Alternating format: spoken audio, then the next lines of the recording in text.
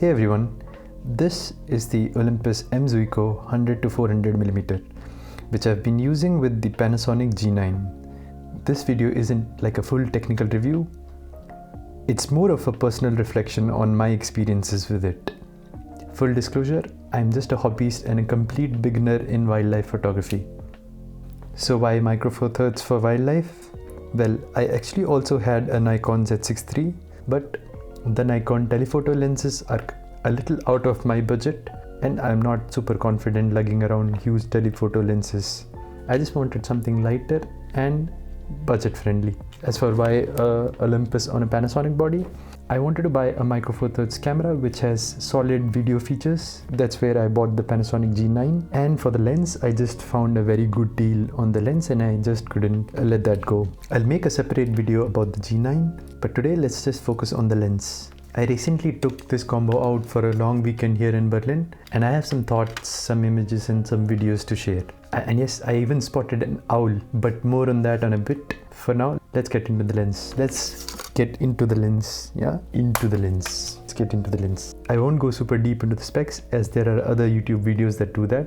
But quickly, it's built like a tank, a bit heavy for me as this is my first telephoto lens. It is weather sealed or splash proof, which means you can take it out in light rain, I think. It has all the useful switches, the AF/MF, the image stabilization on-off switch, a focus limiter switch, and a switch to lock the lens at 100mm.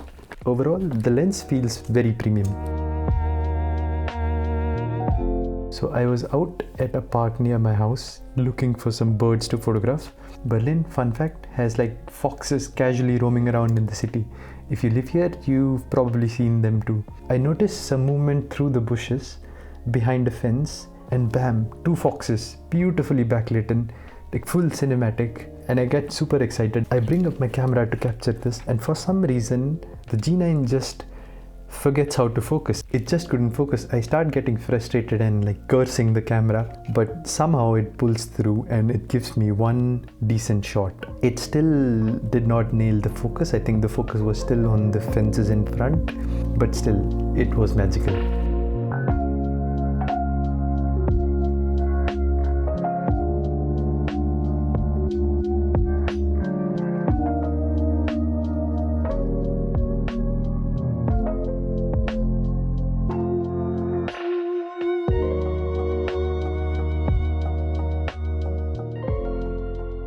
Okay, let's talk about the good part about this lens. The lens, in my opinion, has great contrast and color rendering, especially compared to the Olympus 75 to 300, which I owned before.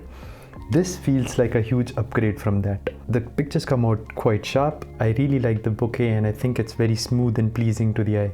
The 100 to 400 range is super versatile and the max reach of 400mm, which when translated to full frame terms is like 800mm. That's serious reach and I think should cover most of the wildlife scenarios. Oh, and it also has some solid close focusing distance.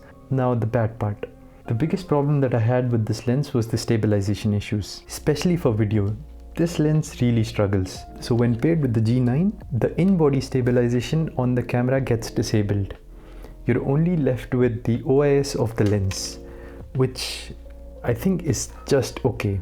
And if I'm not wrong, even if you pair it with an Olympus body, there is no option of sync IS, as in there is no way to combine the IBIS and the OIS. I enabled the E-Stab on my Panasonic, but it's still rough. As you see in my sample clips, lots of micro jitter and shake.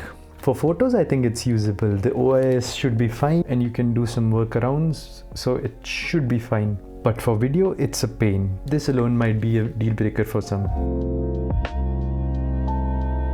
Now this story actually made my weekend. We had spent a whole day at Tiergarten, which is like a massive park in the center of Berlin. I already had some nice photos of some birds, rabbits, and squirrels, and I was quite happy with the day. So at the end of the day, we were heading home when I noticed a dad and his son both pointing their cameras and binoculars towards a tree. So I got curious and went up to them. We looked up and there it was, a super cute tony owl, perfectly camouflaged with the tree, just napping in broad daylight. I couldn't believe my luck. Pulled out my G9, the battery was about to die since I had been shooting the whole day, but I managed to capture multiple photos and videos before it finally gave out.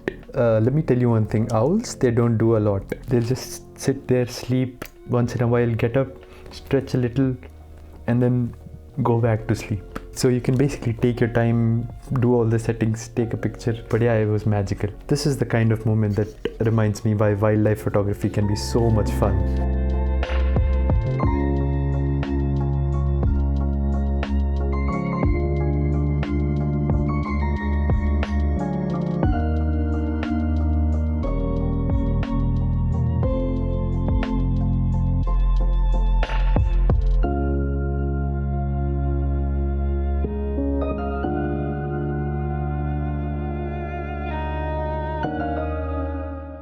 So here's the thing, the lens is about 1.1 kilos, and while it might not be the heaviest lens, it starts feeling heavy after a while. Like with the owl, since it was up on a tree, I was mostly doing this, and after a point your shoulders, your arms and everything will start feeling, and combine that with the weak video stabilization, it's not a very good experience. Yes, a tripod might solve all of this, but my whole point of getting a Micro Four Thirds setup is that I don't want to be carrying a lot of gear. Maybe a monopod might be a good middle ground.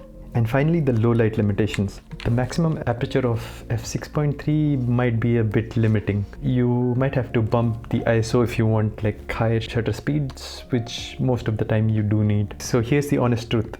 As much as I enjoyed this lens, I'm not entirely convinced by it. So I've already put this for sale on Kleinanzeigen, which is like a local marketplace here in Germany. And so my plan is to sell this and to get the Panasonic 100-400, which will have dual eye sync with the G9. It is slightly lighter, it has similar close focusing and image quality. Let's see if I manage to sell this. So yeah, those were my thoughts on the Olympus 100-400. As a beginner wildlife enthusiast, despite its limitations, I loved using it. It gave me some unforgettable moments like the foxes and the owl. If you found this helpful in any ways, please give it a thumbs up. Leave your thoughts or any questions in the comments. And if you like to follow along as I share my journey, whether it's wildlife moments, some travel videos, some video experiments, or thoughts on some gear, feel free to subscribe. Thank you for watching and see you in the next one.